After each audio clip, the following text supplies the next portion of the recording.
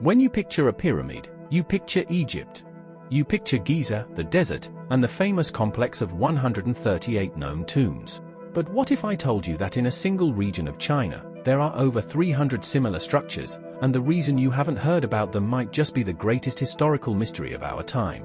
These aren't just burial mounds, they are silent, colossal structures that challenge everything we think we know about ancient history. The existence of these hundreds of structures in Shaanxi province, near Lebanon, was not a planned historical finding.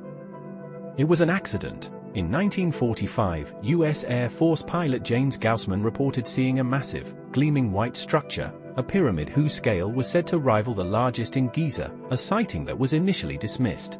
However, later military reports and satellite images confirmed his claim. The region is riddled with hundreds of earth-mound pyramids.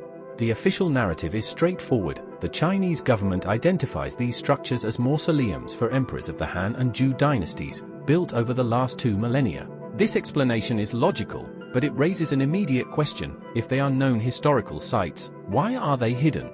Unlike the Egyptian pyramids, these Chinese structures are almost entirely covered in earth and dense vegetation. This is not a natural process.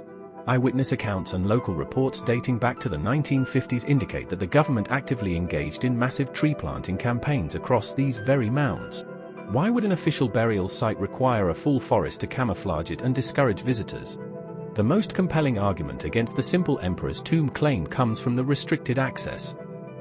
Foreign historians and archaeologists have been consistently denied the comprehensive excavation permits needed to accurately date the sites.